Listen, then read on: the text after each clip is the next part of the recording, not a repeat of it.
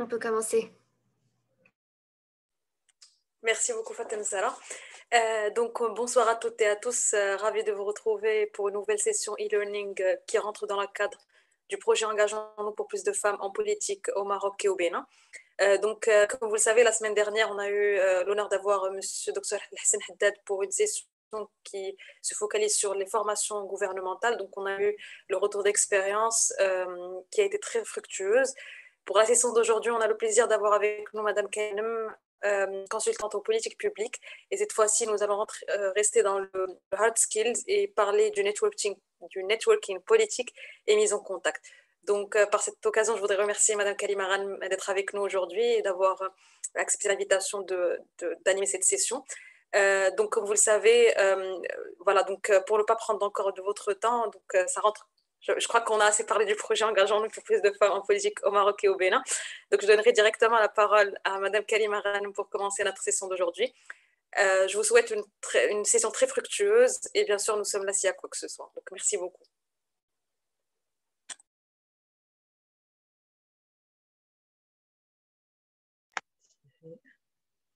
Merci beaucoup, chère Badria et Fatem Zahra.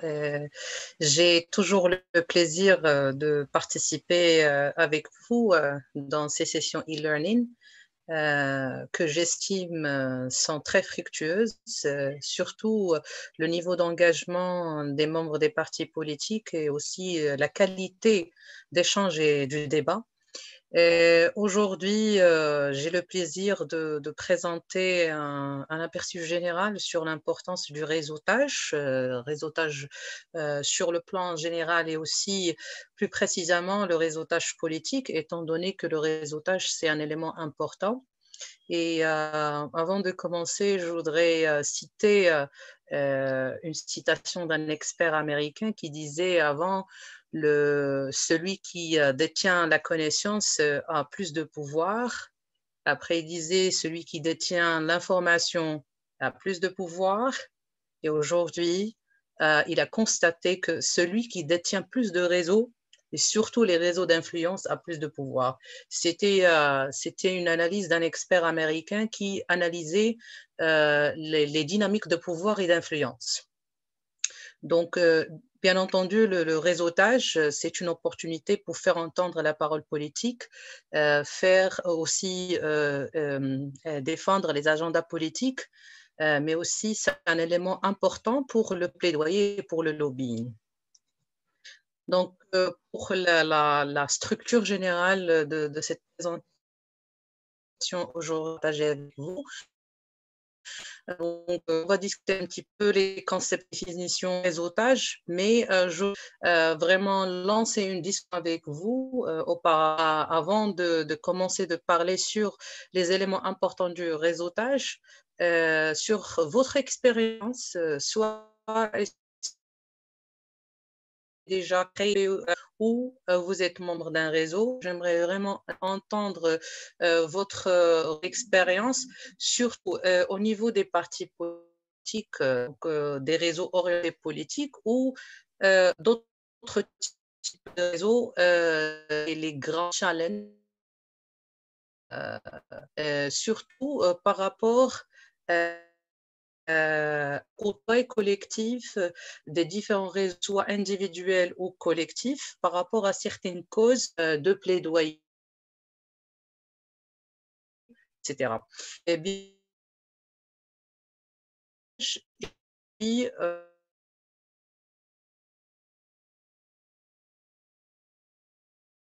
à, à assurer une durabilité qui ont joué suite à plus raisons dont on va aborder ce soir. Bien sûr, il y a une distinction entre le réseautage personne par personne, donc individuel, et bien sûr, sphère politique, il y a une certaine complémentarité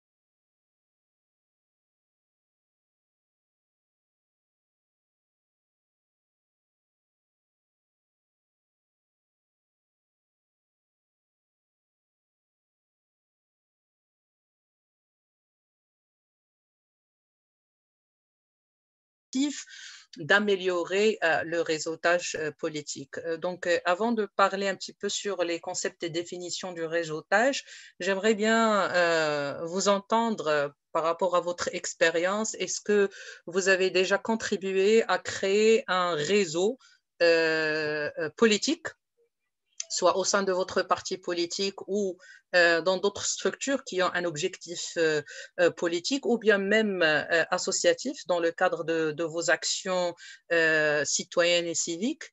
Et puis, peut-être, quelle est la différence entre être un simple membre d'un réseau avec tous ces challenges et un membre fondateur qui travaille ou œuvre pour la gestion d'un réseau politique? Est-ce que je... Donc, pour celles ou ceux qui voudraient intervenir, donc, si vous pouvez juste lever la main, ou bien sûr, s'il y a des difficultés avec le micro, donc il y a l'option du chat. Merci.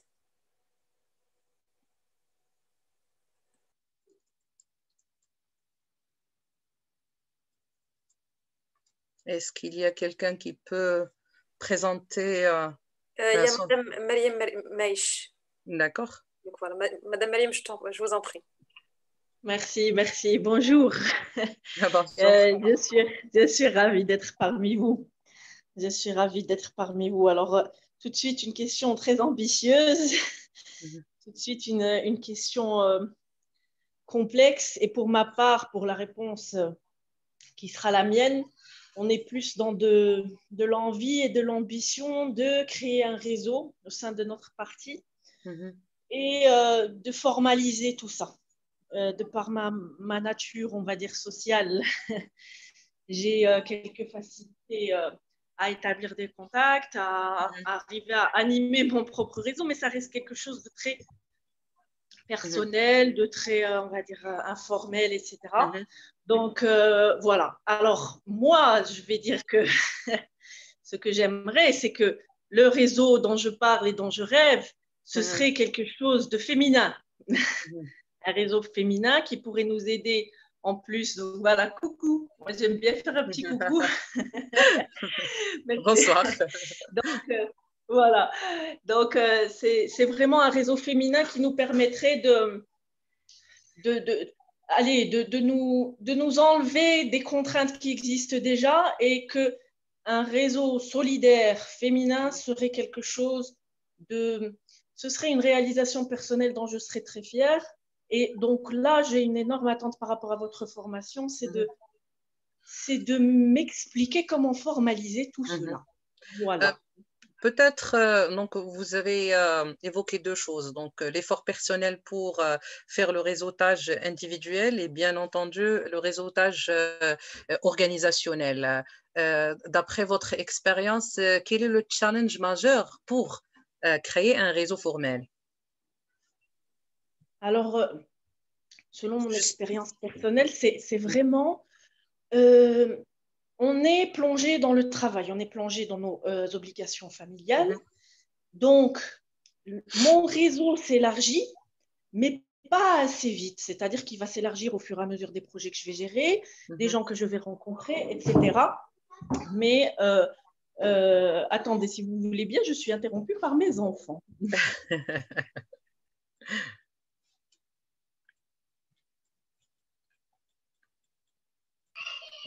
Donc voilà, c'est vraiment ça, c'est que ça ne va, le challenge dans le réseau professionnel, c'est que j'ai l'impression qu'il n'en existe pas vraiment et que grâce, par exemple, à cette formation, c'est un des grands avantages de cette formation. J'ai pu rencontrer des gens et j'en suis très contente. Les porteuses du projet, les formatrices, mes collègues. Donc voilà, c'est vraiment, il n'y a pas assez d'occasions de rencontrer des gens différents, à part milieu professionnel, on va dire, on parle d'enfants, les mamans, etc. Donc voilà, il y a du manque dans ce sens-là. Est-ce que vous êtes d'accord avec moi? Certainement, donc par rapport aux efforts pour faire partie d'un réseau, c'est un atout personnel et professionnel. Donc, on apprend avec le réseautage. Donc, sur le plan professionnel, on développe un réseau d'influence, on échange les meilleures pratiques et les leçons apprises. Mais bien entendu, le grand challenge ici, c'est comment passer de l'effort personnel avec un réseau personnel à un réseau plus structuré et organisationnel. Et c'est le but effectivement de cette session aujourd'hui. Peut-être C'est très bien dit. Merci. qui peut peut-être contribuer à cet échange avant de parler de la structure du réseautage. Qui d'autre peut nous donner son expérience? Je ne sais pas si vous faites partie des réseaux organisationnels structurés et peut-être nous donner un aperçu sur votre expérience, surtout au niveau du terrain.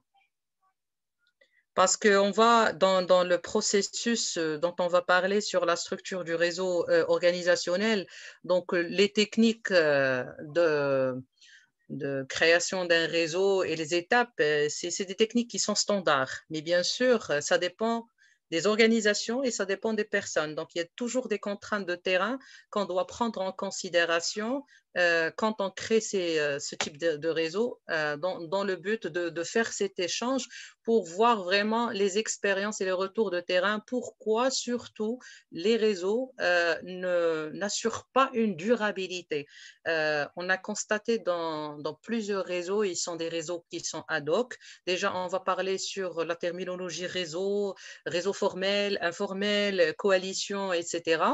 Et puis, donc, il y a des réseaux qui se forment pour une certaine cause, par exemple, mais après un certain moment, le réseau, il est là, mais il n'est pas fonctionnel.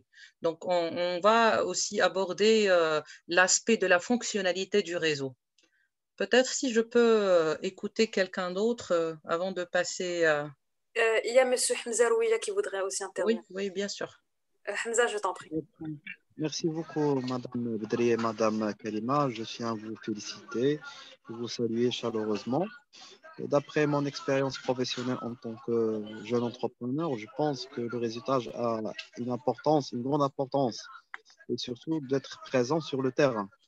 Si vous êtes absent, vous ne pouvez plus avoir de contact, et certainement, le défi, c'est comment d'exploiter ce réseau en faveur de créer une richesse et bien sûr d'avoir des grands amis qui peuvent être très efficaces au niveau de la réussite entrepreneuriale. Ça d'une part. Mais politiquement parlant, certainement la présence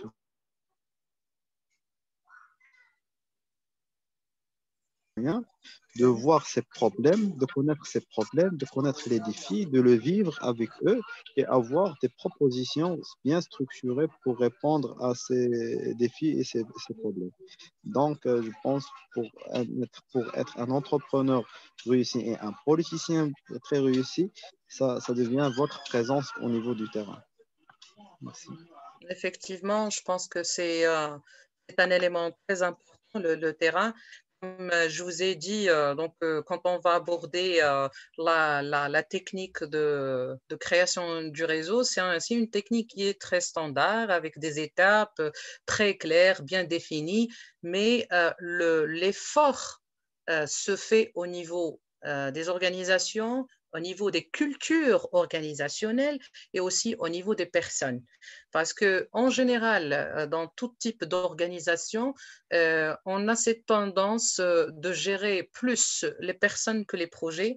Donc, il y a un effort important qui doit se faire au niveau de la connaissance des membres, soit organisations ou personnes qui forment ce réseau. Et bien sûr, on va parler de la mission, des objectifs, etc. Donc, par rapport aux définitions d'une manière générale, le réseautage, certainement, c'est un nouveau mot pour signifier la mise en réseau et des individus ou des associations ou des organisations ou des services. Le réseautage, c'est un processus par lequel au moins deux associations. Quand on parle association, je ne parle pas ici de l'association ONG, mais une association soit de personnes ou d'organisations collaborent pour atteindre les objectifs communs. Donc, je souligne les objectifs communs et on va parler sur ces problèmes des objectifs, des missions, etc. Pour ce qui est les formes de réseau, et aussi la forme juridique.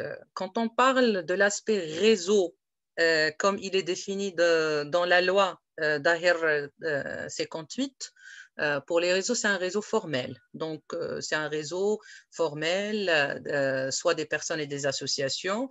Et les types de réseaux, donc pour le principe, le réseau, c'est le réseau, coalition, coordination, etc. C'est un réseau, donc c'est une forme de réseautage. Mais la forme juridique, je parle au Maroc, réseau, c'est un réseau formel. Et puis la coalition, c'est une coalition informelle.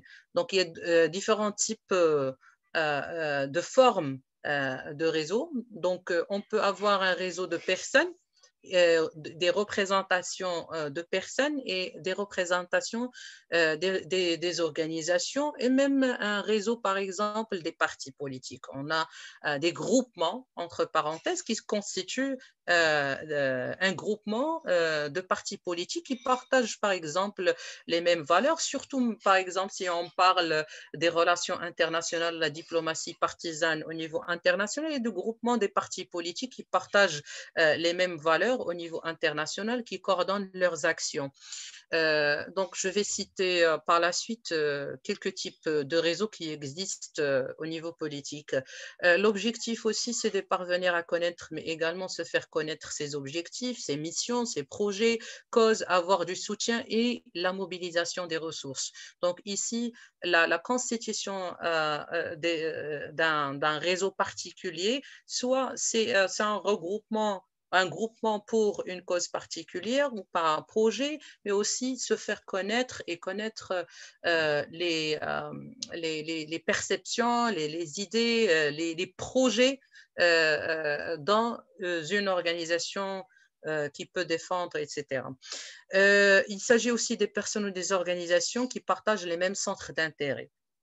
Donc, c'est très important, même si il y a certains types de réseaux, mais surtout, ce sont des réseaux qui sont ad hoc.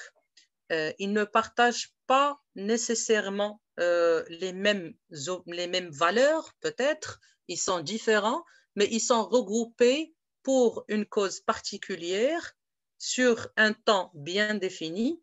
Mais cela nécessite beaucoup d'efforts et beaucoup de travail pour coordonner les efforts pour atteindre l'objectif principal de la création de ce type de réseau. Généralement, ces réseaux sont des réseaux ad hoc qui disparaissent avec le temps et malheureusement, c'est ce qu'on appelle le landscape aujourd'hui de la formation des réseaux et des coalitions. Il y a un problème de durabilité. On va en parler tout à l'heure. Alors, pour ce qui est du réseautage politique et les avantages, donc j'ai bien identifié certains avantages. La première chose, c'est comment assurer l'accomplissement des objectifs et un travail en commun que vous ne pouvez pas accomplir seul. Et j'ai bien cité ici en cas de plaidoyer politique. Comme vous savez, durant toute l'année, vous avez plusieurs causes pour le plaidoyer, soit pour le plaidoyer législatif ou pour le plaidoyer politique. Et bien sûr, il y a certaines causes qui sont transversales avec plusieurs partis politiques qui partagent la même chose. Donc, un seul parti politique, par exemple, ne peut pas plaider pour, peut-être il ne pourra pas avoir le poids pour faire le plaidoyer tout seul sur une cause particulière. Donc, il faut savoir comment rassembler les efforts pour assurer un plaidoyer concerté avec plusieurs partis politiques. Par exemple, si on parle de la participation politique des femmes, peut-être un réseau créé avec les organisations des femmes des partis politiques pour faire le plaidoyer sur une chose concertée. Donc, elle a plus de poids quand le plaidoyer est fait en réseau. Donc, donner plus de poids, bien sûr, légitimité à vos actions, ça c'est très important. Bien sûr, il y a des points de concertation, il y a des points de convergence, mais il y a des causes qui sont transversales, là où vous pouvez travailler ou œuvrer pour créer ce type de réseau dans un cadre de dialogue entre les différents partis politiques pour assurer ce plaidoyer politique. Influencer les autres qu'ils appartiennent ou non au réseau. Et ici, par rapport à cette expérience-là durant le terrain, parfois il y a des réseaux qui sont créés, mais peut-être ils ne sont pas assez fonctionnels, mais à cause de la nature des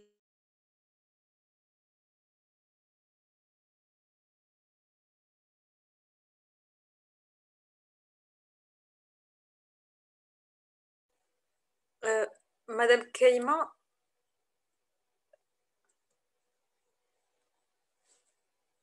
vous m'excuserez, je crois que Madame Kalima a quelques problèmes techniques. Peut-être elle sera enfin, le temps qu'elle résoudra ça. Donc,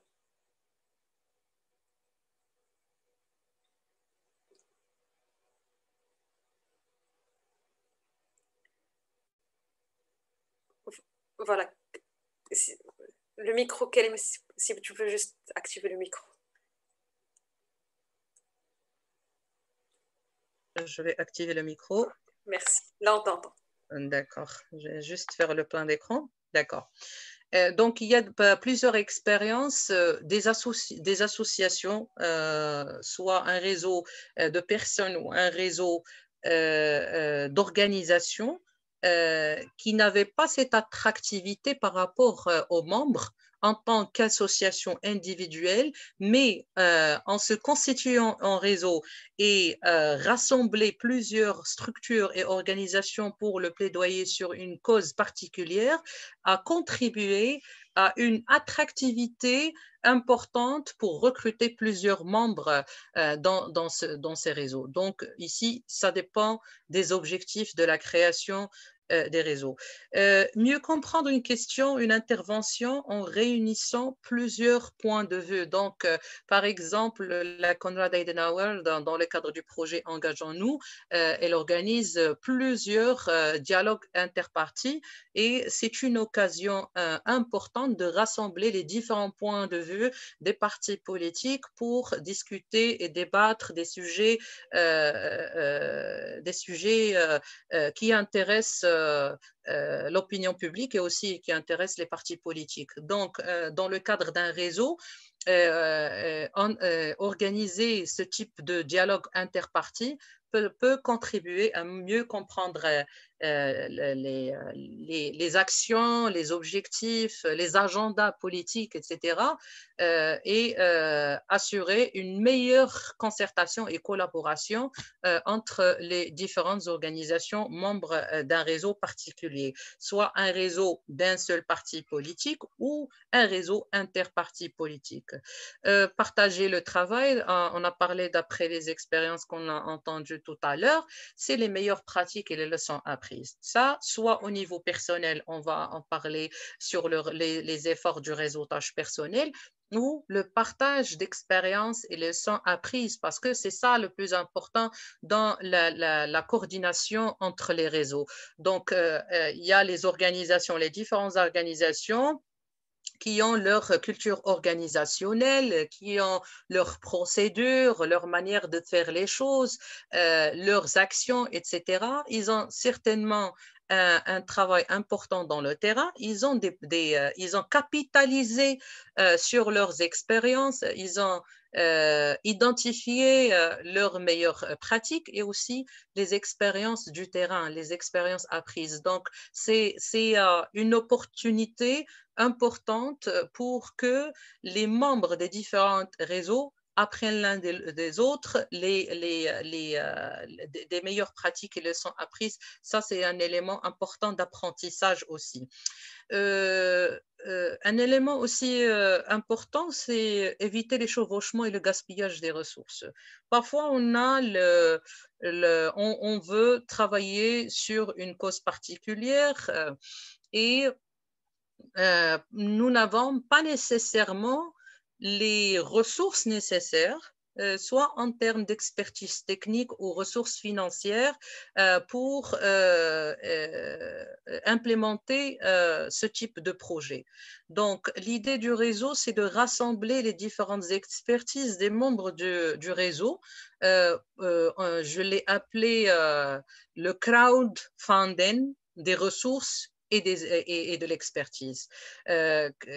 Aujourd'hui, on est en train de faire une étude sur comment appliquer le système de crowdfunding, qui est un système qui est normalement destiné à l'entreprise et au secteur privé, mais comment l'appliquer sur les partis politiques et la société civile.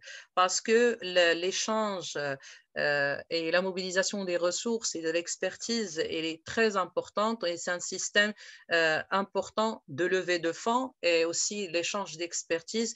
Donc, c'est très important de voir comment rassembler les efforts, fédérer les efforts pour éviter le chevauchement et le gaspillage. Donc, ça, c'est une chose importante. Surtout quand les différents partis politiques ou les organisations politiques travaillent sur la même chose pour la même finalité avec les mêmes acteurs. Donc, il vaut mieux voir comment coordonner ces efforts et faire le crowdfunding des ressources. Promouvoir l'échange des idées, des perspectives, des compétences et des habilités. Et là, je voudrais souligner l'importance de la communication et le dialogue. Et comment, à travers cette promotion d'échange, on peut valoriser à la fois les actions des différents membres du réseau et aussi valoriser les compétences. Ça, c'est très important. Donc, à travers ces réseaux, on peut mieux valoriser les compétences et aussi valoriser les différentes actions des membres du réseau, soit individuelles ou organisationnelles. Susciter un sentiment de solidarité. Donc, la solidarité, elle est très importante dans le réseau et aussi c'est un facteur important, à part la mission, la vision qui normalement fédère le développement du réseau et la mise en application du réseau et la durabilité du réseau. La solidarité, elle est très importante. Donc, quand on est en réseau, surtout, bien sûr, dans un réseau dont on partage les mêmes valeurs et les mêmes missions, les mêmes objectifs à court terme et à long terme, on a ce lien d'appartenance, bien sûr, à ce réseau et le soutien entre membres, ça c'est très important. Et aussi, l'autre aspect, c'est l'engagement. Donc, on va parler sur cet aspect d'engagement dans les réseaux parce que c'est l'un des challenges des réseaux. Donc, Madame, tout à l'heure, a parlé sur un challenge qui est très important et qui est très légitime. C'est qu'on est tous occupés par nos préoccupations, soit personnelles ou professionnelles, et parfois on n'a pas le temps et on ne sait pas comment valoriser le niveau d'effort qu'on peut réserver à l'action dans un réseau particulier, etc. Donc, on a beaucoup d'actions à faire, soit sur le plan personnel, professionnel, politique, etc. Et si on rajoute encore une fois un réseau et surtout si on n'est pas un simple membre du réseau et qu'on est appelé et amené à contribuer au développement du réseau avec des actions, donc on doit déployer du temps, etc. Donc là, c'est un élément qui normalement cause beaucoup de problèmes par rapport à la durabilité des réseaux et aussi par rapport au niveau d'engagement pour l'atteinte des résultats escomptés des programmes des réseaux. On va en parler tout à l'heure. Donc, mobiliser les ressources financières, ça c'est important. Donc, quand on crée un réseau, donc un réseau ne peut pas marcher sans mobilisation financière, mais aussi mobilisation des ressources et de l'expertise. Donc, c'est une opportunité de mobilisation de fonds pour soit les réseaux formels ou les coalitions. Et aujourd'hui, il y a les différentes réglementations, soit des bailleurs de fonds, soit d'autres, ils sont beaucoup plus souples de financer les actions des réseaux et surtout, je dirais juridiquement, les coalitions informelles, donc les groupements, les coordinations informelles. Donc, il y a une certaine souplesse de financement des actions des réseaux et des coalitions. Donc, ça, c'est le cadrage général et les avantages du réseautage politique. Donc, avant de parler sur la suite, je voudrais savoir si vous avez des questions ou si vous avez des commentaires ou des expériences à partager par rapport à ce que j'ai présenté. Merci Karima. Alors, on a quelques commentaires écrits déjà dans un premier temps. On a Madame Hind Ansari qui nous dit « Avoir un réseau est une activité à part entière qui vous demandera beaucoup d'énergie, alors autant bien l'utiliser. » On a aussi Ayman Sharagi sur Facebook qui nous dit « Aucune influence en politique n'est envisageable sans réseautage et relations interpersonnelles entre acteurs. » Donc, c'est les commentaires qu'on peut recueillir jusqu'à présent. Si vous souhaitez prendre la parole, bien sûr, n'hésitez pas à lever la main.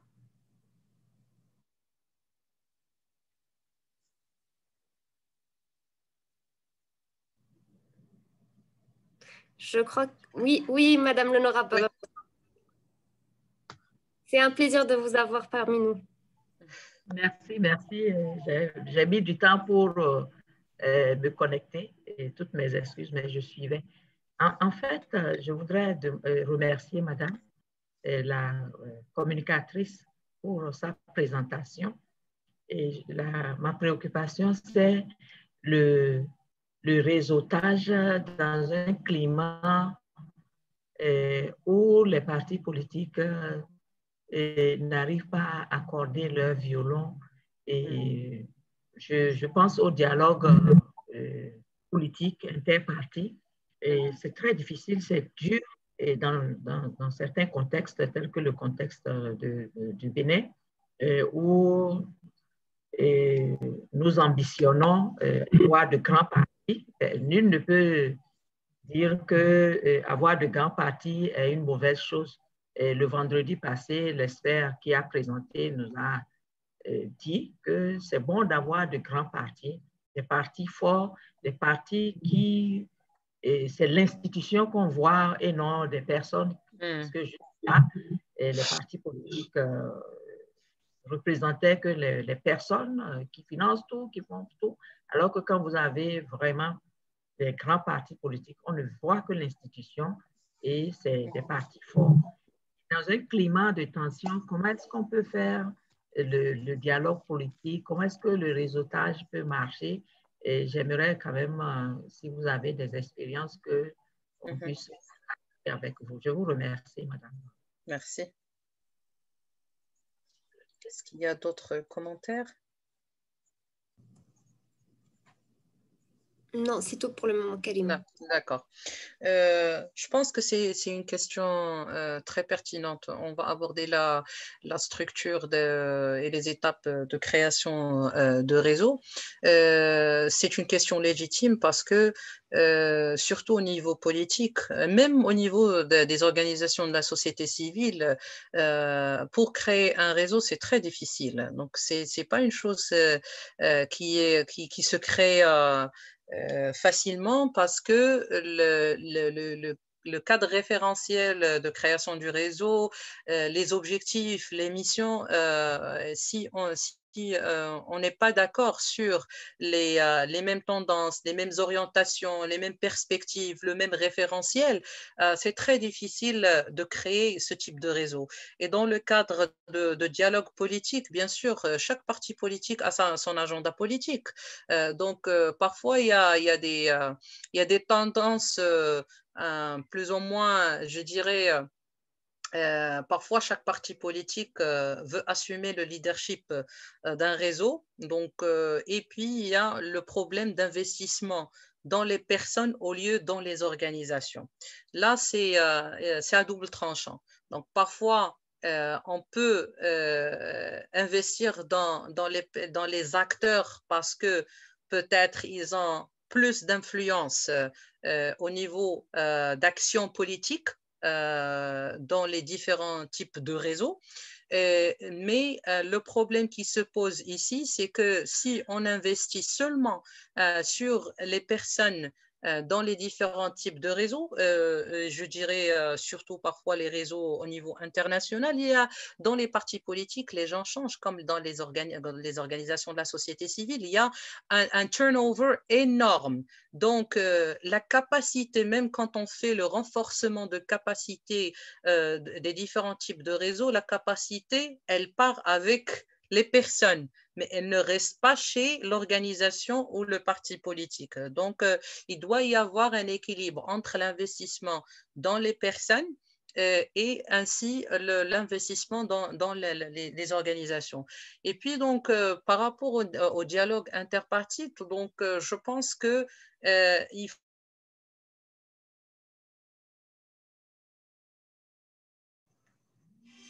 les différents partis politiques. Donc, il y a des causes où il y a une divergence de perspectives et d'idées, mais il y a certains sujets où il y a un consensus national des différents partis politiques. Donc, pour le développement des réseaux, il faut se focaliser beaucoup plus sur les grands sujets où tous les partis politiques ont l'intérêt de faire ce plaidoyer et coordonner leurs efforts pour arriver à un résultat bien précis. Bien entendu, les autres types d'objectifs où il y a surtout la différence du référentiel, ça prend beaucoup de temps et d'énergie et parfois on n'aboutit pas à un résultat dans ce sens. Donc là, ça dépend des objectifs et ça dépend de type et du contexte, bien sûr, de création de type de réseau. Par exemple, quand on parle aujourd'hui des élections, donc,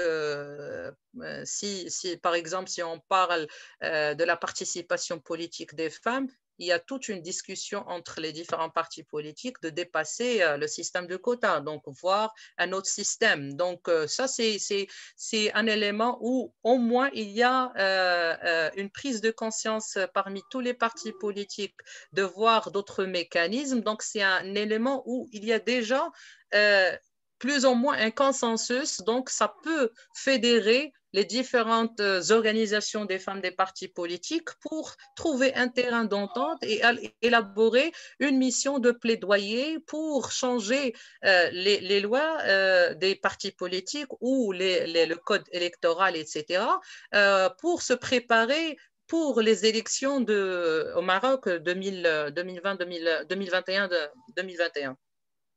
Donc, il faut avoir, pour éviter ce type, je dirais, de gaspillage d'efforts, parce que parfois, on met autant d'efforts pour un processus peut-être qui ne va pas aboutir à un résultat.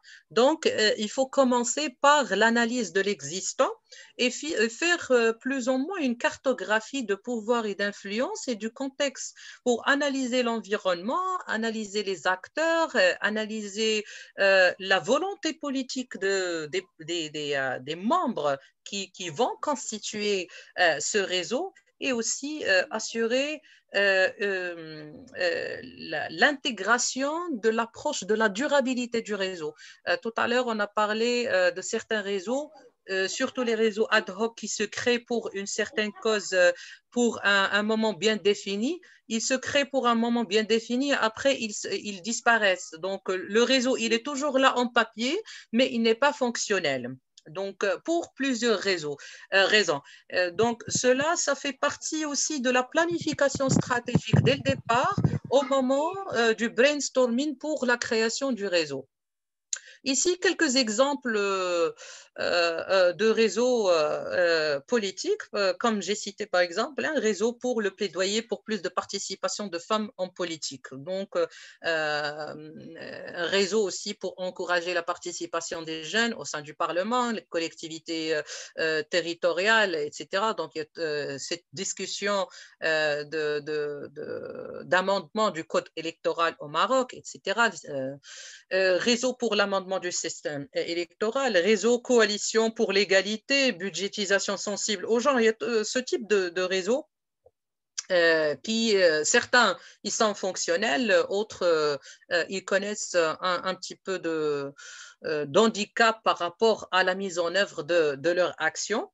Réseau des femmes élues, par exemple, au niveau territorial, il y a beaucoup de réseaux, des associations des femmes élues au niveau territorial qui font plusieurs actions et de coordination au niveau régional et interrégional avec les collectivités territoriales, surtout au niveau de plaidoyer, soit directement avec les communes et les régions ou avec la société civile dans certaines causes pour le changement des règlements, pour la contribution des communes et des régions sensibles au genre, etc. Donc, c'est un exemple très important de réseautage qui, avec le temps, prend sa crédibilité, sa légitimité et peut avoir plus d'influence au niveau des politiques, soit locales ou nationales. Il y a bien sûr les réseaux des groupements parlementaires, donc soit des coordinations au sein du Parlement même, mais aussi des groupements parlementaires dans le cadre de la diplomatie parlementaire, par exemple, donc sur l'échange des différentes perspectives, lois, etc., donc dans le cadre de l'exercice parlementaire. Il y a les réseaux interpartis national ou mondial, encore une fois, dans le cadre de la diplomatie parallèle, donc il y a beaucoup de groupements des partis politiques avec d'autres partis politiques au niveau international qui partagent les mêmes valeurs et donc il y a un énorme échange au niveau des pratiques, au niveau du benchmark international, etc. Et bien sûr, il y a les réseaux thématiques, donc pour divers sujets. Avant d'aller plus loin, Karima, si tu me permets, on a une intervention de Madame Hind Al-Ansari. Oui, oui, bien sûr. Je vous en prie, Madame Hind. Merci beaucoup, Fatima Zahra. Merci beaucoup, Madame Karima, Bedria et à tous les participants. Je suis ravie d'être parmi vous. Madame Hind Al-Ansari est avec vous. Alors, comme vous savez, on a un manque d'intérêt des femmes pour les réseaux professionnels. Ma question est comment pousser les femmes à mieux utiliser ce réseau? D'accord. Ma deuxième question, quels sont les mécanismes de faire pénétrer la femme sur un réseau politique? Comme vous savez, l'importance du réseautage politique, et ça c'est pour augmenter sa représentation et sa participation politique. Et merci beaucoup, Madame Karima. Merci. Je vais répondre sur cette question tout à l'heure parce que quand on va parler sur le réseautage personnel et professionnel, je vais répondre à cette question. Peut-être, je pense qu'il y a un commentaire sur le chat. Je pense que ces fédérations de réseaux politiques comme celui de Engageons-nous doivent descendre aux régions pour fédérer les femmes de tous les partis politiques autour de ces causes. C'est un exemple. Je pense aussi, oui, effectivement, moi, j'ai donné l'exemple des réseaux des femmes élues. Je pense que au niveau territorial, il est très important de renforcer la capacité, quand on parle aussi des femmes, de renforcer la capacité des femmes, soit des femmes élues ou des femmes membres des partis politiques pour se créer en réseau, pour fédérer leurs actions au niveau territorial, parce que là, au niveau territorial, c'est là où il y a beaucoup de plaidoyer qui se fait. Donc, il y a aussi l'aspect de la proximité aux citoyens. Donc, je pense que ça serait important de voir comment renforcer ces réseaux au niveau territorial. Soit à travers le programme Engageons-nous, mais aussi au niveau des partis politiques. Il faut qu'il y a des fédérations, des réseaux et des coordinations au niveau régional des partis politiques, mais aussi interrégionales, donc des réseaux régionaux et des réseaux interrégionaux pour partager l'expertise et l'expérience au niveau de la pratique et l'exercice de la politique. Par exemple, quand on a commencé le programme, je me rappelle où il y avait des témoignages, par exemple, d'un même parti politique qui disait que nous sommes dans le même parti politique dans les différentes régions, mais on ne connaît pas les actions l'un des autres. Donc, ça serait très important de voir comment, peut-être même thématique, voir certaines actions thématiques et voir comment créer des réseaux thématiques comme on en appelle en anglais, peut-être ça peut être même une coordination informelle, pas forcément de créer un réseau formel, mais en anglais, il y a ce qu'on appelle le community of practice. Donc, il y a, quand on parle d'Oujda, c'est pas Rabat, c'est pas Fès, c'est pas Agadir, etc. L'exercice de la politique, l'aspect culturel, etc., c'est très différent. Donc, l'expérience de ces femmes en politique, soit au niveau des collectivités territoriales, ou au niveau de l'exercice politique, au niveau des partis politiques, c'est très différent. Il y a beaucoup d'enseignements dans le terrain qui peut être partagé en se constituant en réseau. Soit l'expertise peut se partager en présentiel ou sur les réseaux sociaux, donc sur le digital. Et je vais parler tout à l'heure sur l'importance de la transformation digitale dans le réseautage d'influence. Donc, cet aspect territorial, il est très important. Je vais continuer. Alors, là, comme vous voyez un schéma. Donc, il y a plusieurs schémas du réseautage. Donc, schéma 1, par exemple, ici, c'est l'information soutien-échange. Ça passe par le centre qui est le secrétariat, une coordination ou un comité. Donc, c'est l'aspect traditionnel d'un réseau. Donc, ici, c'est le type de réseau et le type de forme de prise de décision que vous décidez au niveau d'un réseau. Là, je parle d'un réseau structuré. Donc, les communications entre les partenaires passent par le centre. Là, le schéma B, le noyau, c'est le centre. Donc, son rôle est toujours important, mais les partenaires commencent à collaborer directement sans se reporter au centre.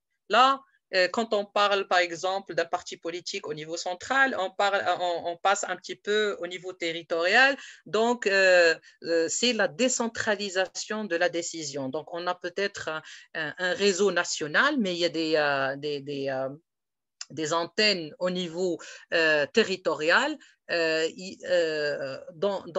les formes et procédures de coordination et de concertation, peut-être dans certains aspects, vous n'êtes pas obligé de passer par le centre pour prendre la décision. Donc ici, c'est une nouvelle forme de coordination et de prise de décision par rapport au réseau. Donc le noyau, il est toujours ici le centre, mais le rôle, les partenaires participent, collaborent directement dans la prise de décision. Donc, c'est un aspect participatif. Le troisième, il y a la communication directe et systématique entre les différents membres du réseau et le centre constituant un service de soutien. Donc, l'approche, c'est différent aux activités des partenaires. Donc, vous voyez, on a passé de la centralisation à l'aspect participatif, à l'aspect de l'accompagnement et le coaching. Donc là, par exemple, le secrétariat, il est fait pour accompagner l'activité principale des membres du réseau. Donc, c'est un élément accompagnateur où tout le monde y participe. Donc, il est important de s'appuyer sur les besoins du réseau plutôt que sur les modèles proposés par les réseaux qui sont des entités dynamiques et donc appelées à changer. Donc, vous voyez ici, il y a le centre, mais il y a beaucoup de points ici. Donc, tout le monde participe dans la prise de décision, ce qui est important. Donc, là, quand vous créez le réseau, il faut bien définir le modèle de prise de décision que vous espérez, parce que là où il y a le challenge, c'est que la prise de décision ou le processus de prise de décision, il est lourd. Donc, pour ne pas compliquer, surtout si vous avez un réseau, des membres, surtout des organisations, chaque organisation a une culture organisationnelle différente. Déjà, vous avez fait un énorme travail pour fédérer ces organisations par rapport à la mission et l'objectif du réseau. Mais si vous développez un modèle de prise de décision qui est centralisé, ça serait très difficile de prendre une décision et donc la participation devient bureaucratique et très lourde, et cela peut contribuer à la dissolution du réseau ou entraver le travail de ce réseau pour atteindre les objectifs escomptés. Et là, c'est l'un des facteurs qui contribue à la non-fonctionnalité de plusieurs réseaux, parce que cette prise de décision, elle est très, très difficile et compliquée, et parfois, on a un problème aussi par rapport aux personnes ou organisations qui veulent mener ou avoir le leadership de certains sujets. Donc, cela certainement bloque l'atteinte des objectifs. Donc, les réseaux peuvent être informels. Donc, selon les objectifs, selon le contexte, les thématiques, etc. Donc, pas nécessairement si vous voyez que le processus va être très lourd par rapport à un sujet particulier ou une mission particulière, vous pouvez avoir juste une coordination. Donc, c'est une forme de réseautage ou structuré avec une structure de coordination. Donc, la structure d'un réseau dépend de nombre de facteurs dont les plus importants sont les objectifs, les ressources, temps, budget, l'efficacité et les convictions des membres. Là, je voudrais m'arrêter là pour parler de l'engagement. On a parlé de l'engagement et surtout par rapport au temps. Donc, c'est l'une des choses qui est très récurrente. Surtout les personnes qui sont impliquées dans la politique, ils ont beaucoup de missions et ils sont... peut-être ils ont beaucoup de casquettes politiques, associatives, leur engagement professionnel, personnel, etc. Et la répartition du niveau d'effort par rapport à tout cela, il est très difficile. Donc, surtout quand vous êtes membre d'un réseau où vous êtes participant à la prise de décision où vous avez des missions et des tâches à entamer. Quand vous êtes juste un simple membre, ça, c'est autre chose. Mais quand vous développez le réseau, contribuez au développement du réseau, vous êtes dans le bureau exécutif, vous devrez assurer un niveau d'effort par rapport à l'exécution des missions de ce réseau. Le problème qui se pose, et ça doit être dans la planification normalement stratégique de développement du réseau, c'est que parfois il y a les personnes ou même les organisations qui s'engagent dès le départ à faire ça et ça et ça. Ils disent qu'ils n'ont pas de problème pour entamer ces tâches, etc. Mais ils n'ont pas pris du recul pour évaluer déjà leur engagement personnel et professionnel et est-ce qu'ils peuvent vraiment contribuer et réserver du temps pour entamer ces missions. Et parfois, quand le réseau se développe et devient peut-être beaucoup plus professionnel avec des partenariats stratégiques avec des organisations, soit nationales ou internationales, il y a certaines missions qui doivent se faire. Donc là, dans surtout les coalitions informelles et même aussi dans les réseaux, il y a le problème d'engagement des membres, surtout les représentants, soit les représentants individuels ou même les représentants des organisations.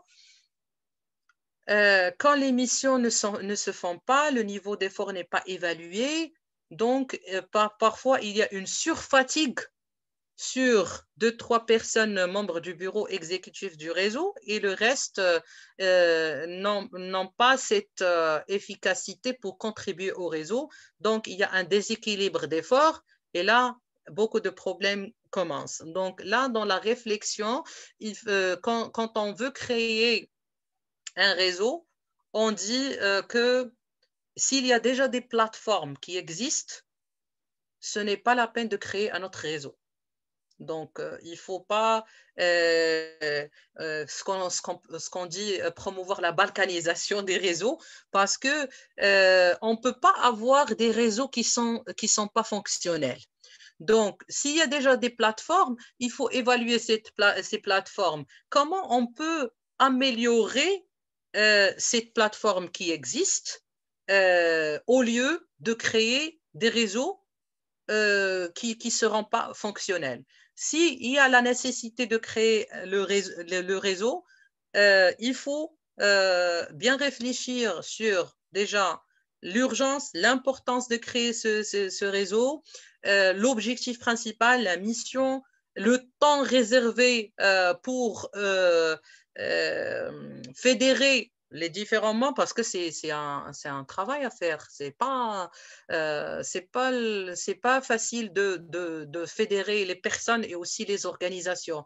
Donc, il y a un effort énorme de coordination qui doit se faire pour assurer cette coordination, surtout quand le réseau se constitue des organisations qui ont des cultures organisationnelles très différentes. Il y a le problème de budget, donc on ne peut pas avoir une coalition, une coordination sans penser budget pour le fonctionnement du réseau et des membres du réseau. Et puis la chose la plus importante, c'est la conviction des membres. Ça, c'est très important. Donc, quand les membres ne sont pas convaincus de la mission du réseau, donc au cours du développement de la mission du réseau, il y aura le turnover. Donc, il faut savoir aussi comment valoriser les ressources du réseau. Alors, comme vous voyez ici, c'est le réseautage des personnes et les groupes. Là, il y a une certaine complémentarité. Donc, il y a les personnes qui contribuent à la connexion des groupes et des groupes qui se constituent des personnes qui contribuent à la connexion des personnes. Donc, c'est une relation complémentaire. Et comme vous voyez, parfois, dans certains réseaux, même si ce sont des réseaux des organisations, mais dans leur structure, c'est une représentativité des organisations par des personnes. Donc, à travers, peut-être, moi, je constitue un réseau bilatéral avec une autre personne. L'autre personne peut recommander un autre type de réseau. Donc, le réseau commence à se constituer petit à petit avec des personnes à ce qu'on arrive à constituer un réseau de personnes, donc, ou un réseau d'organisation, ou vice-versa. On est constitué d'un réseau, d'un groupe de réseaux, et le groupe de réseau nous permet à se connecter en tant que personne, en tant qu'individu. Le plus important ici, c'est la connexion, la communication et le partage d'expériences. Comment exploiter et comment utiliser ces réseaux pour le développement personnel et le développement professionnel. Ça, c'est très important. Mais aussi, la chose la plus importante, c'est le niveau d'influence. Donc, comme j'ai dit auparavant, dans la citation de l'expert américain qui disait que aujourd'hui, celui qui détient le pouvoir, c'est celui qui a plus de réseaux, mais aussi les réseaux d'influence. Vous pouvez être dans un poste de décision, vous pouvez avoir un budget énorme, mais si vous n'avez pas les réseaux d'influence, parce que dans votre mission de travail, vous faites le réseautage, vous faites le lobbying, vous devrez travailler avec les différentes parties prenantes, donc vous devrez être connecté à un réseau d'influence. Donc, il faut savoir comment cibler les bonnes organisations pour constituer le réseau, mais aussi savoir comment cibler les bons acteurs. Comme on a dit tout à l'heure, il faut assurer une complémentarité entre l'investissement dans les acteurs et l'investissement dans les organisations, dans la constitution des réseaux. Parce que le problème de turnover, c'est un problème qui est légitime. Donc, c'est la constitution de réseaux, de coalitions, d'associations. Ça fait partie de la volonté politique de chaque personne ou d'organisation pour se constituer en réseau.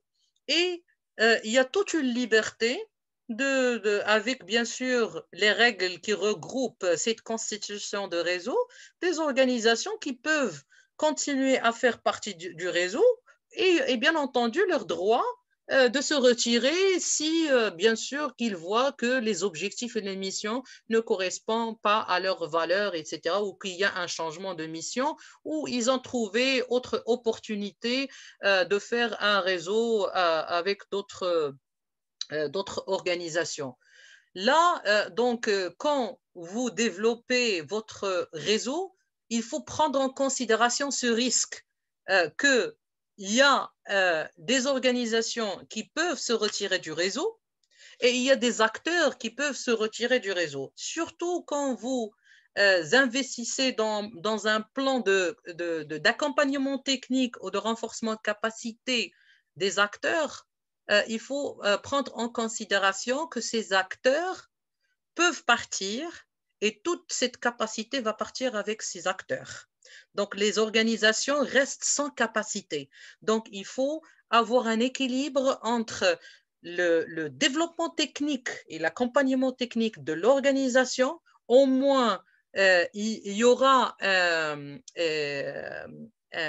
comment dirais-je, une rotation de personnes qui sont bien formées et qui peuvent représenter cette entité dans les différentes missions, au moins qu'une seule personne qui est renforcée et formée, qui représente cette entité, mais qu'ils partent et laissent l'organisation sans capacité de continuer. Et cela peut impacter la durabilité de ce réseau. Je ne sais pas s'il y a je vois qu'il y a... Alors oui, on a quelques commentaires. À commencer par Madame Irzi Zoulera, le réseautage constitue une force pour atteindre les objectifs sollicités par les membres et forme un espace d'échange et de synergie. D'accord. Tout à l'heure aussi, on avait une intervention de Madame Slaoui Leila. Alors, je ne sais pas si elle souhaiterait toujours intervenir ou si sa question a déjà été répondue. Leila?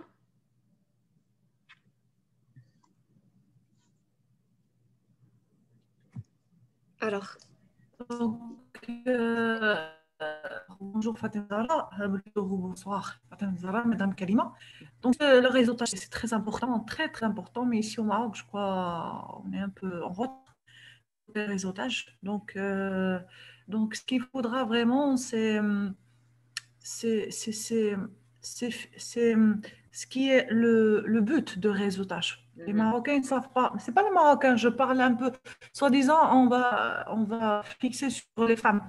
Donc les femmes, un réseautage, on doit se mettre d'accord pour un but donné.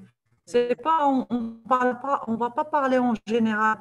Il faut préciser un but et travailler sur une échelle, soi-disant, échelle moyen terme ou à long terme. Ça, on a besoin ici au Maroc. C'est très important. Et tout à l'heure, je voulais intervenir sur le réseautage. Nous, on a des réseaux. Par exemple, au niveau de la société civile, il y a plusieurs réseaux. Mais ce qui se passe, c'est qu'il y a des réseaux sur WhatsApp. Donc, on postule les événements, ce qui se passe. On essaie de voir un peu d'être au courant de ce qui se passe alentour, mais ce n'est pas un réseau qui a un but donné, soi-disant, pour un but donné, soi-disant, une action qu'on veut faire sur un bout de temps et on se focalise sur et on travaille sur. Donc, c'est probablement un réseautage, c'est juste pour se connaître, mais pas pour un but précis.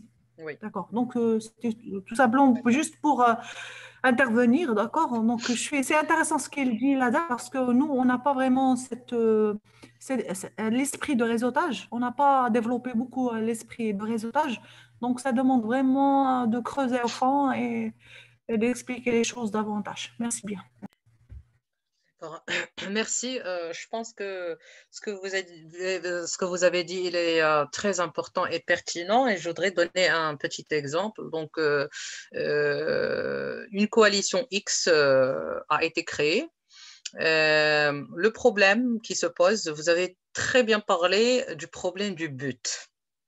Et ça, c'est un problème très, très, très délicat et c'est un problème qui contribue à la dissolution de plusieurs réseaux et coalitions. Donc, la coalition a été créée. Le problème, bon, c'est une coalition d'associations. Le problème, c'est que la coalition a été créée pour un appel à projet. Donc, déjà, l'homogénéité déjà des organisations qui ont créé la coalition n'ont rien à voir, déjà, ni dans la thématique, le champ d'expertise, etc. Donc, c'est une coalition qui a été créée comme ça ad hoc. Donc, on voit déjà que les organisations déjà ne partagent pas les mêmes valeurs, ils ont des secteurs de travail différents, etc. Donc ça, c'est un problème. L'autre problème, c'est que la mission n'a pas été très claire pour les autres organisations. Le problème qui se pose surtout quand vous êtes un réseau professionnel qui se crée et qui a des partenaires. Donc, qu'il y a des partenaires stratégiques et par exemple, vous êtes une coalition qui veut faire le plaidoyer, par exemple, sur la participation politique des femmes. Donc, vous voulez, par exemple, changer, faire des amendements de loi, etc. Et il y a un partenaire stratégique qui vous soutient. Vous êtes peut-être une coalition, je dirais, parce que la coalition, c'est informel, de plusieurs organisations et vous devrez avoir un chef de file. Donc, ils exigent d'avoir un chef de file. Et c'est là où il y a les plus grands problèmes du monde. Quand vous avez un chef de file, déjà les organisations doivent se concerter et vous choisir un chef de file. Donc, c'est un exercice qui n'est pas facile, surtout quand il y a un accompagnement, un budget. Donc, c'est très difficile déjà d'identifier l'organisation chef de file qui va recevoir les fonds et qui va gérer les fonds au nom du réseau ou de la coalition. Donc, et puis, quand il n'y a pas la transparence dans les procédures et les missions et les visions de cette coalition, donc il y a toujours des conflits qui vont se créer entre. Donc, cette coalition X a commencé et puis elle n'a pas continué plus de 3 mois et il y avait un problème énorme entre tous les membres d'organisation. Donc, le partenaire a dû arrêter le financement pour la coalition parce qu'il y avait beaucoup de problèmes entre les membres des organisations. Donc, quand vous n'avez pas un but bien précis et votre mission, il est très clair parce que les membres de ce réseau doivent faire partie parce qu'ils croient en la mission et pas par rapport à l'accompagnement technique ou au soutien financier que cette coalition ou réseau va recevoir des partenaires. Donc, quand le but est dévié du but principal et de la mission, là, il y a beaucoup de problèmes et c'est très difficile de gérer, surtout quand vous gérez, quand vous avez la mission de superviser cette coalition, vous gaspillez autant d'efforts et d'argent pour gérer les gens que le projet lui-même. Donc, ça dévie du but et la coalition n'assure pas sa durabilité et sa mission. Donc, le développement de son réseau passe avant tout par les micro-événements et réseautages. Donc, déjà, dans le processus, on commence par exemple individuellement parlant. On fait un effort, mais cet effort n'est pas fait comme ça ad hoc et qui n'a pas vraiment un objectif précis. Même au niveau personnel, il faut être stratège et il faut identifier les points d'intérêt pour assister à des micro-événements ou à des réunions de réseautage pour développer votre carnet d'adresses, vos contacts, mais des contacts stratégiques. Le réseautage ici, surtout dans les micro-événements, ce n'est pas d'avoir de collecter les cartes de visite des personnes dans les micro-événements, mais savoir comment cibler les bonnes personnes pour développer son réseau. Il y avait la question comment investir dans les personnes et les organisations, les réseaux professionnels pour les femmes. Donc, il faut commencer déjà par soi-même. Donc, il faut développer sa stratégie. Quel est votre but? Est-ce que vous voulez avoir une carrière politique? Donc, il faut avoir un but. Comment établir ce réseau? Où exactement? En présentiel, quels sont les événements où je peux assister déjà pour faire le networking avec les gens? Comment faire avancer mes idées, soit mes idées politiques ou d'autres? Comment faire ce type de réseautage? Et la partie énorme, la partie importante dont on va parler tout à l'heure, c'est le digital. Donc, aujourd'hui, vous n'êtes pas obligé de se déplacer quelque part pour faire le réseautage. Le réseautage, il est là. Donc, il faut juste savoir comment cibler votre réseau. Donc, avoir un carnet d'adresses, même par exemple, quand on est mieux implanté dans les réseaux sociaux, on a un compte Twitter, Facebook, LinkedIn, etc., il faut choisir votre réseau. Il faut diversifier votre réseau, il faut choisir votre réseau. Donc, il ne suffit pas d'accepter tout type de personnes dans votre réseau, mais il faut choisir les bonnes personnes parce que ce que vous publiez il est parcouru par plusieurs personnes qui sont qui est un réseau d'influence. Donc, déjà là, c'est une chose qui est très importante et il faut vraiment être stratège. Même si c'est votre page personnelle qui n'a rien à voir avec votre page professionnelle, mais il faut savoir comment investir dans un network qui est important, qui peut vous servir dans votre carrière politique. Donc, les réunions professionnelles informelles, ce sont des réunions aussi qui sont très importantes et c'est un point de départ pour préparer votre réseau d'influence et c'est là, à travers ces événements, où vous pouvez faire le plaidoyer et faire passer vos agendas politiques d'une manière intelligente. Comité pour le développement du réseau au niveau organisationnel et technique. Donc, parfois, on commence par des réunions informelles. Quand on les appelle des cafés informels où vous pouvez déjà faire le brainstorming sur ce que vous voulez au niveau du réseautage. Et après, vous passez à des réunions qui sont formelles et constituer un comité avec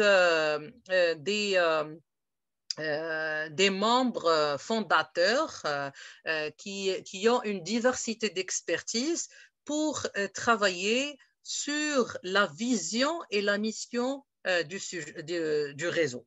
Parce que c'est là la mission et la vision est la chose la plus importante. Je peux donner un exemple d'une coalition et c'est plus ou moins c'est un réseau des réseaux. Et là, c'est encore plus compliqué. Et l'état des lieux dont on a, le point de départ était avec bien sûr, certains réseaux qui partagent les mêmes visions et les mêmes valeurs, mais parce que quand même, ils voulaient faire le plaidoyer sur une chose de politique publique qui concerne tout le monde. Là, le challenge, c'est comment fédérer et faire et inviter les autres réseaux qui ne partagent pas les mêmes valeurs et ne partagent pas les mêmes objectifs et les mêmes perspectives, mais encore plus qui ont des conflits. Donc, comment arriver à fédérer des réseaux qui ont des conflits pour atteindre un même objectif. Ça, c'était notre challenge pour travailler avec ce réseau. Donc, qu'est-ce qu'on a fait? On a commencé par le commencement. Donc, on a commencé par les réseaux déjà qui partagent les mêmes objectifs, etc., pour travailler sur une note de cadrage bien définie pour voir comment travailler sur le développement de ce réseau. Et on s'est appuyé sur des personnes clés influentes des différents types de réseaux qui n'ont pas de conflit avec d'autres réseaux pour essayer, d'une part, de convaincre les autres réseaux parce que quand même, c'est une cause nationale. Donc, c'est une politique nationale et c'est de l'intérêt de tout le monde pour faire le plaidoyer et changer ces lois. Donc, c'est très important de voir comment dépasser ces conflits et fédérer ces organisations pour faire un plaidoyer conjoint sur une politique bien déterminée. Donc, on a passé par plusieurs étapes, bien sûr, de coordination, de concertation, et puis, donc, on a pu quand même, avec la clarté de la mission, avec la clarté des objectifs, avec l'effort déployé des membres pour convaincre les organisations qui ont un conflit, de se joindre, d'assister aux réunions, de voir l'intérêt commun de se joindre à ce réseau pour l'intérêt général de tout le monde parce qu'ils ont vu pour que l'impact et le changement souhaité du travail de plaidoyer de ce réseau va impacter tout le monde. Donc, tout le monde, c'est une politique gagnant-gagnant. Donc, gagnant-gagnante. Donc, après, ils ont organisé un grand forum. C'est comme les cross-party dialogue où ils ont invité tout le monde, avoir une discussion libre, ouverte, échanger les points de vue, etc. Et avec le temps, ils ont travaillé sur un cadre conceptuel. Ils ont travaillé sur la mission, la vision, le cadre procédural, la forme de prise de décision, etc. Dans une transparence et une clarté. Après, il y avait l'adhésion de ces réseaux de partis politiques. Ça, c'est très important. Donc, ils ont commencé à travailler ensemble et faire le plaidoyer. Donc, c'est des choses qui sont, c'est des choses qui sont importantes à prendre en considération quand on fait le développement du réseau. Donc, la mission, la vision, les objectifs, la charte d'éthique, le mode de fonctionnement qui doit être très clair avec des procédures très claires pour tout le monde et les modèles et les formes de prise de décision, la stratégie de travail du réseau et bien sûr travailler sur les questions phares, soit de plaidoyer ou d'autres questions de travail du réseau, la mobilisation des ressources, parce qu'il n'y a pas de réseau sans mobilisation de ressources, soit humaines avec l'expertise ou financière. Et bien entendu, dans déjà votre planification, c'est la durabilité, planifiée pour la durabilité du réseau. Donc ça, c'est les étapes phares du réseau. Je ne sais pas s'il y a une question pour faire la dernière partie. Alors, juste un petit commentaire de Madame Zoulira. Il faut définir le rôle au préalable. Le réseautage, pour le réussir, il faut l'entretenir. Donc, il me semble que c'est tout. Voilà, c'est le seul commentaire qu'on a jusqu'à présent. D'accord. Alors, on a une intervention, excuse-moi, Karima. Bien sûr. On a une intervention de Madame l'honorable Baba Moussa. Je vous en prie.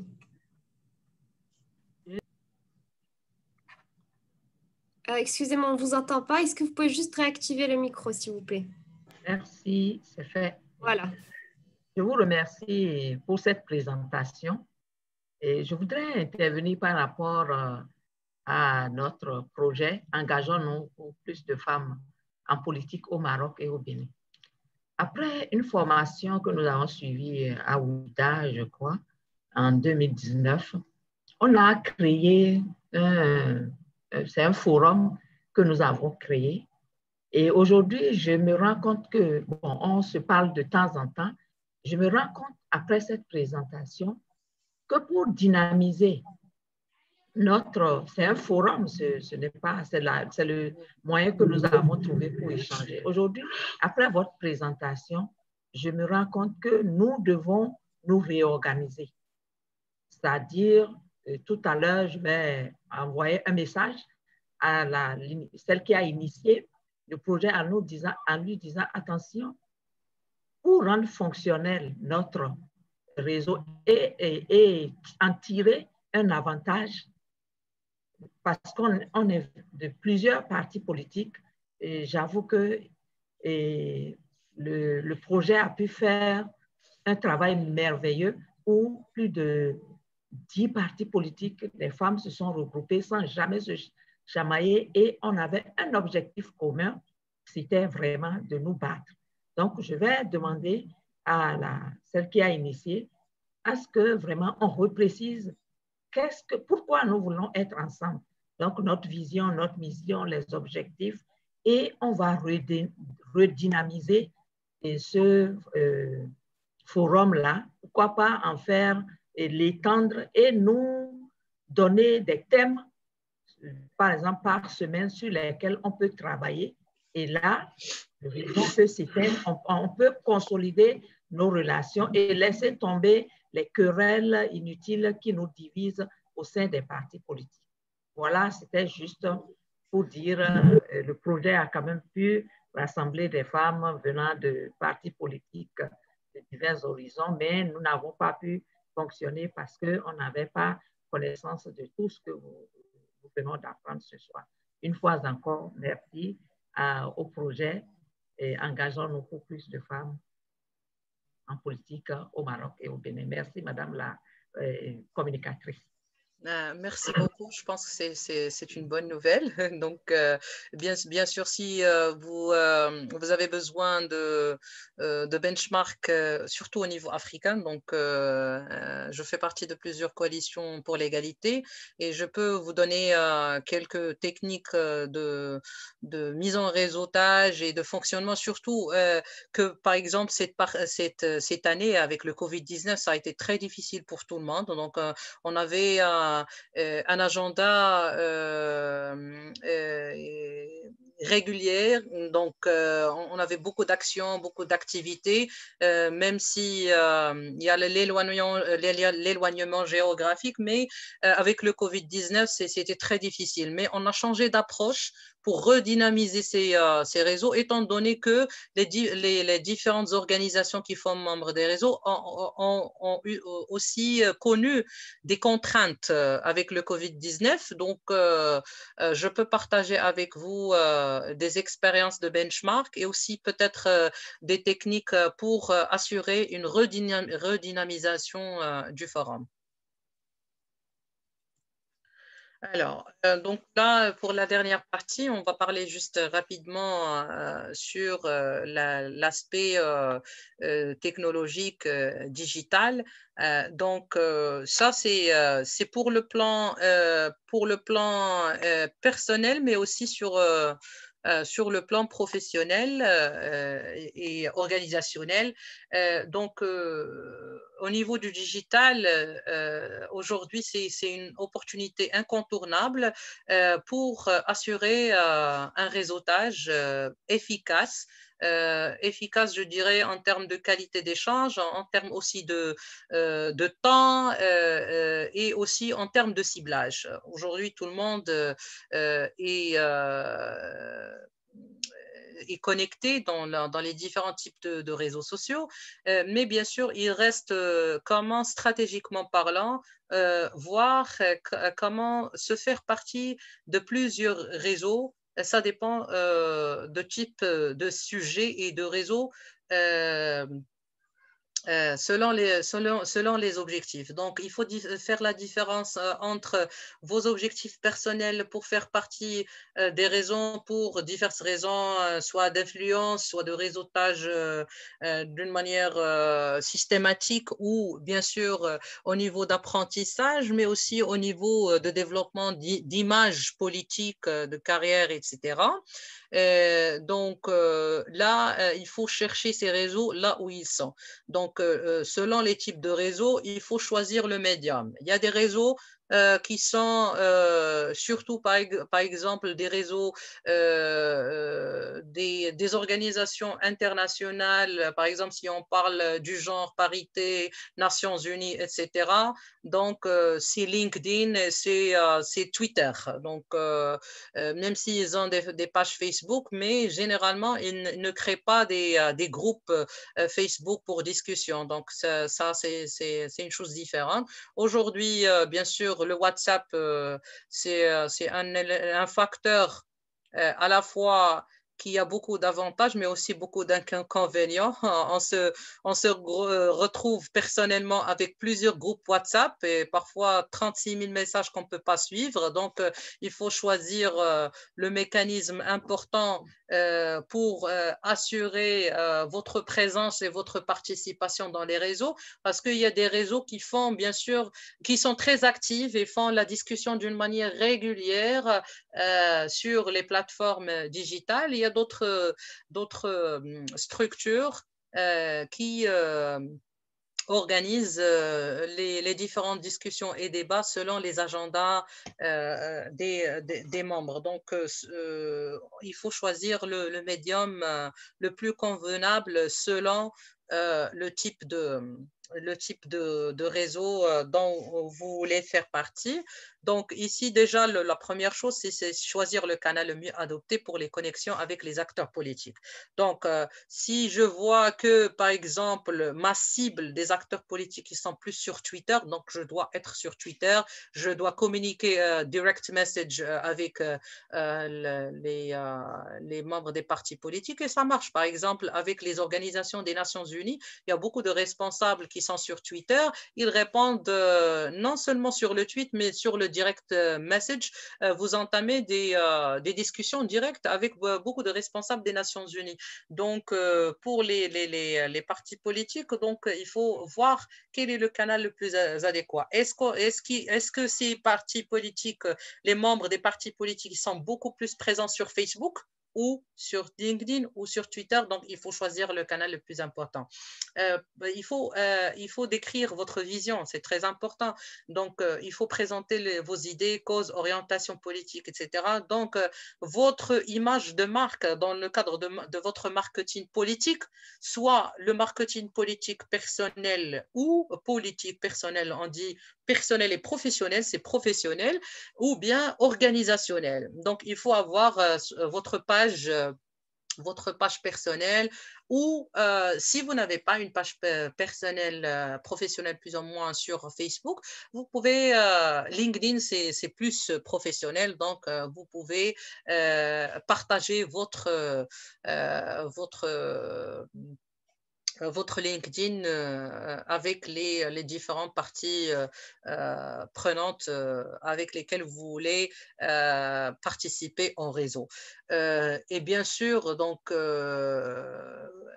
vos apports, vos expériences selon les sujets. Donc, dans le cadre du ciblage, vous voyez que votre cible, par exemple, s'intéresse aux questions du genre ou à la participation des jeunes, ou etc. Donc, ça rentre dans votre champ d'intérêt. Vous avez des apports et des expériences. Donc, c'est là où vous pouvez partager vos expériences. Par exemple, sur LinkedIn, quand on partage nos expériences professionnelles, il y a beaucoup de gens qui voient nos publications, ils rentrent directement en contact avec nous pour le partage d'expériences, pour la collaboration, pour le réseautage, etc. Donc, ça, c'est très important. Pour présenter aussi, établir des liens directs, ça c'est très important, pour se présenter vis-à-vis d'un contact stratégique. Je souligne stratégique. Donc, ce n'est pas aussi important d'avoir 5000 personnes dans votre page Facebook, mais vous devrez avoir des contacts stratégiques parce que vous développez votre carrière politique et professionnelle. Vous avez besoin d'un réseau important et influent pour vous servir dans vos missions politiques. Ça, c'est très important.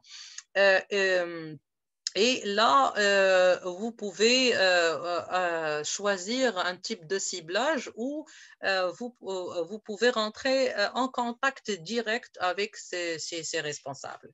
Rechercher les contacts, je pense qu'il faut faire un mapping.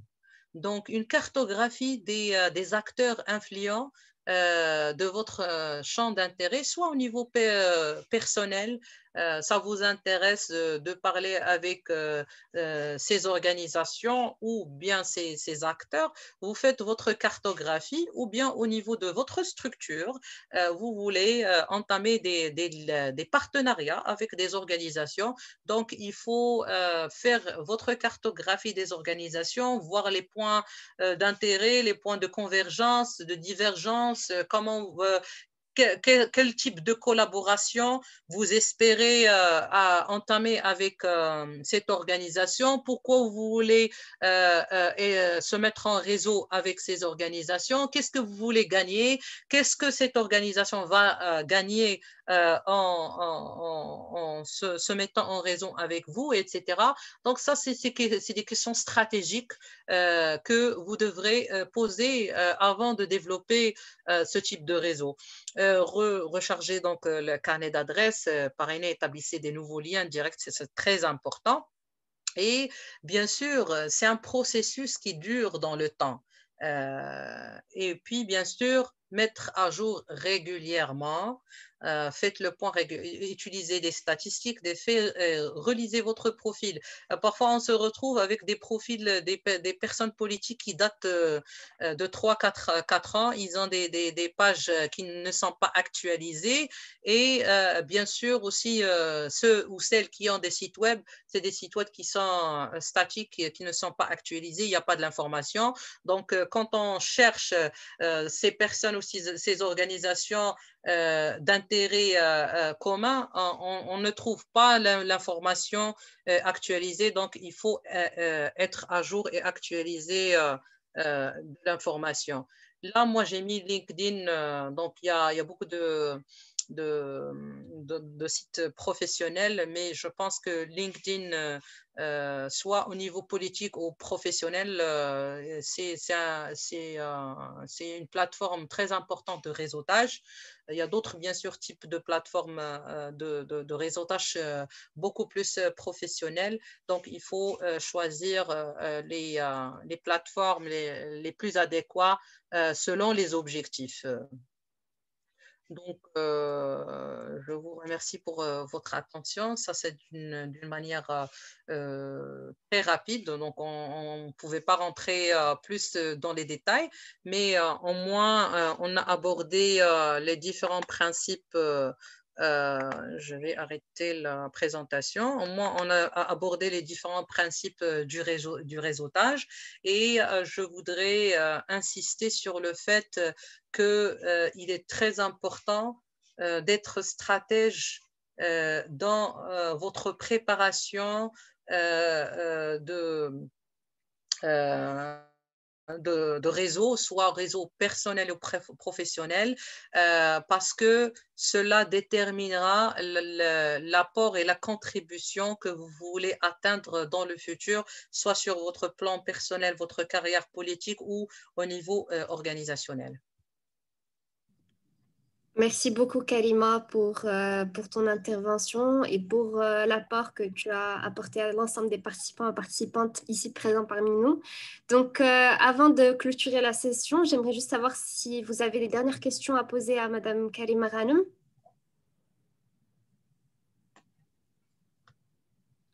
Oui, je vous en prie, Madame Mariama Baba Moussa.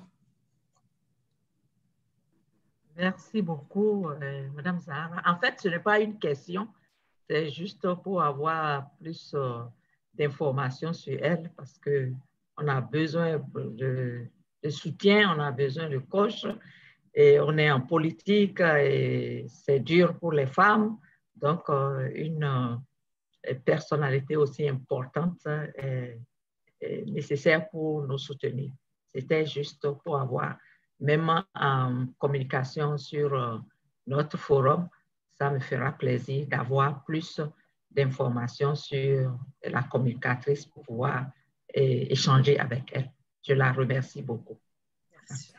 Tout à fait, bien sûr. On n'hésitera pas à partager avec vous les coordonnées de Madame Karima Ghanem sur les différents groupes e-learning qu'on dispose et dans lesquels vous êtes présents parmi nous. On partagera aussi avec vous la présentation, le support de présentation comme d'habitude. Donc encore une fois, je dirais juste merci infiniment. Si on n'a pas d'autres questions, c'est bien cela ? Non? D'accord. Donc, merci encore une fois, Karima. Merci pour l'ensemble des exemples que tu as apportés aux différents participants. Je suis sûre que tu en as davantage.